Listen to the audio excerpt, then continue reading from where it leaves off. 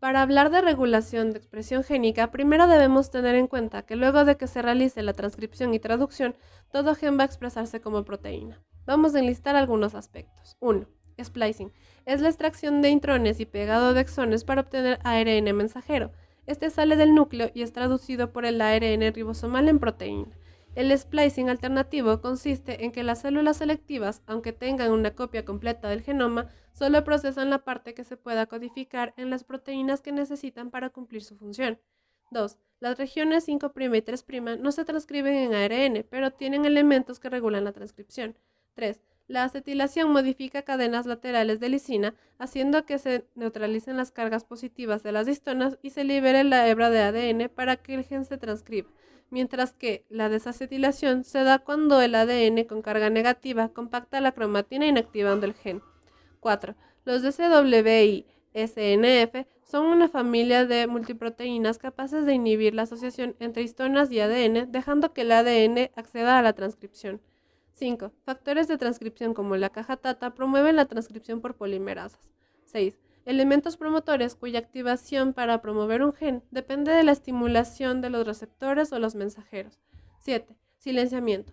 Puede ocurrir cuando en la cromatina se dan modificaciones por código de histonas, condicionado por la metilación de lisina en H3 y H4. 8. Existen también modificaciones posttranscripcionales como los microARN. Estas pueden ocasionar diferentes formas de expresión de genes. Cuando hablamos de regulación, nos referimos a unas secuencias que están localizadas arriba del gen.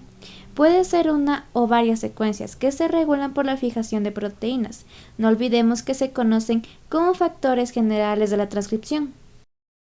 La mayoría de genes cuenta con un promotor, la más conocida la caja Tata, y se encuentra a una distancia de 20 pares de bases al inicio de la transcripción. Hay genes que carecen de un promotor y cuentan con otras secuencias, que son las islas CPG o potenciadores, y estas se transcriben de forma continua.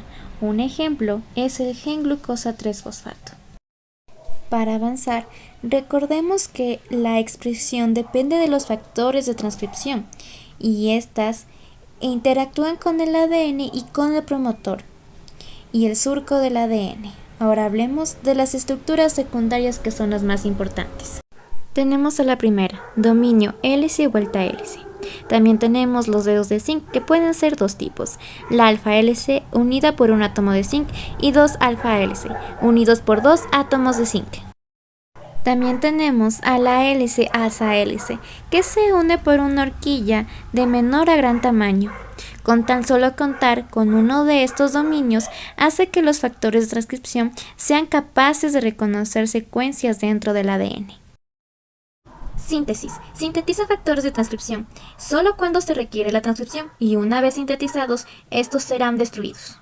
Unión a un ligado. Depende de un ligado para que el factor de transcripción se active y algún gen se exprese.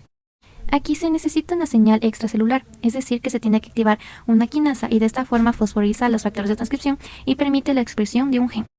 Factor de complejo. Algunos factores de transcripción no se activan y necesitan múltiples factores para generar complejos como dímeros o heterodímeros para la expresión de un gen. Liberación de factor de transcripción. Para que se active el factor se debe degradar el inhibidor y expresarse el gen. Un ejemplo es la testosterona, que se activa por la fijación a un ligado, ya que de esta forma el ARN polimerasa alcanza un promotor y genera la transcripción de un ARN mensajero. Cuando se inicia el proceso de transcripción y el ARN genera un interruptor de la polimerasa, el proceso de transcripción se detiene. Por tanto, unas proteínas reguladoras pueden ser capaces de eliminar este interruptor y hacer que la polimerasa continúe con el proceso de transcripción. Para la regulación del proceso transcripcional en procariontes, es importante la disponibilidad del sustrato y los nutrientes en este. Dependiendo de la disponibilidad, se da el crecimiento o proliferación de una bacteria. Un ejemplo es en la bacteria de E. coli. La expresión de genes va ligada a la presencia de fuentes de carbono como la glucosa o sacarosa, en ciertos casos la lactosa. E. coli es un organismo que puede hacer uso de cualquier fuente de carbono. Si hay glucosa, no se utilizan las enzimas degradadoras de la lactosa y no se expresan sus genes.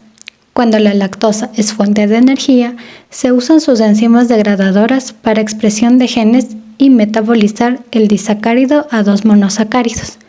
La bacteria requiere expresar los genes para metabolizar la lactosa. Estos genes se encuentran en un grupo, en el operón. Este operón tiene 3 genes, el Z, E y el A.